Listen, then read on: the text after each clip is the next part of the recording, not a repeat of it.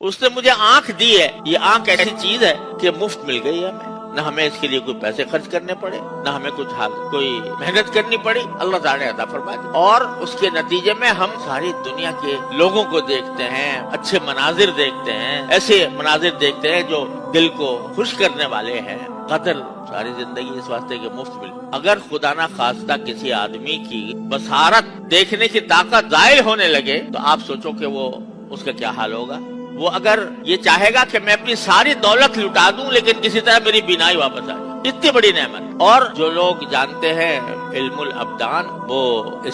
اگر اس کی حقیقت دیکھی جائے، چھوٹا سا یہ آنکھ ہے، اس کے اندر کیا کچھ اللہ تبارک و تعالیٰ نے نظام بنایا ہوا ہے کہ اس آنکھ کو چھپانے کو ضرب اگر اس پر لگے تو انسان کی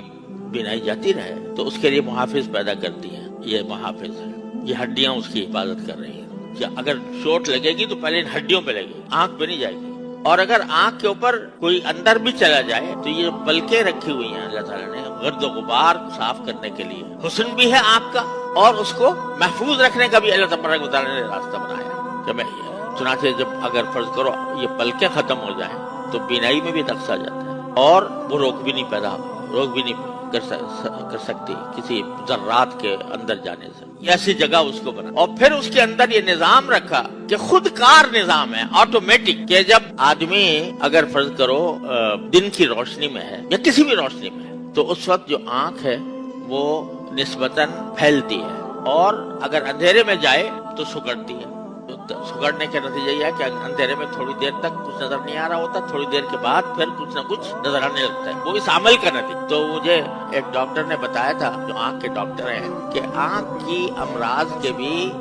11 قسمیں ہیں اسپیشلسٹوں کی، کوئی کرنیا کا اسپیشلسٹ ہے، کوئی اس کا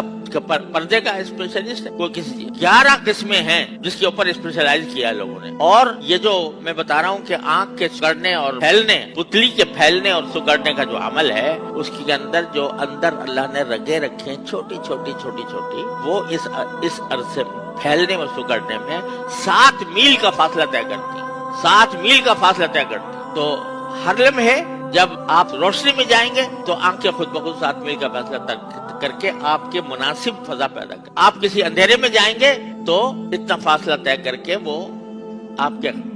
دیکھنے کے مناسب ماحول پیدا کر۔ ایک آنکھ کی نعمت اللہ تبارک کس لیے دی ہے؟ اس لیے دی ہے کہ تم اللہ تبارک و تعالیٰ نے اس کائنات کے اندر جو بہترین مناظر رکھے ہیں ان کو دیکھو اور اس کے خلاقی پر غور کرو، میرے مالک کی خلاقی کے پر غور کرو کہ کس طرح اس نے یہ سارے نظام پیدا کیا ہے، کتنی خوبصورت چیزیں پیدا کی ہیں، اور اس سے اللہ تبارک و تعالیٰ کی وحدانیت پر، اللہ تعالیٰ کی عظمت پر، اس کی قدرت پر، اس کا حکمت بالغہ پر ایمان لاؤ۔ اگر تم قرآن کو دیکھتے ہو تو اس دیکھنے کا ثواب، دیکھنے کا بھی ثواب، اگر تلاوت بھی نہ کرے انسان، صرف کھول کے بیٹھ جائے اور دیکھتا رہے قرآن، تو اس دیکھنے کا بھی ثواب۔ مسجد حرام میں جا کے بیٹھ جائے، نہ طواف کرے نہ کچھ کرے لیکن بیت اللہ کو دیکھتا رہے، ثواب ہے۔ اپنے والدین کو محبت کی نگاہ سے دیکھنا، یہ ایک حدیث کے ایک روایت کے مطابق ایک حج اور عمرے کا ثواب ہے۔ والدین کو محبت سے دیکھ لینا، یہ حج اور عمرے کا ثواب ہے۔ تو یہ نگاہ جو ہے پیدا کی گئی ہے، اپنی ضروریات پوری کرو، اللہ تعالیٰ کی خالقیت اور رازقیت کو دل میں بٹھاؤ اور اس کو صحیح معنی میں صحیح جگہ پر استعمال کرو۔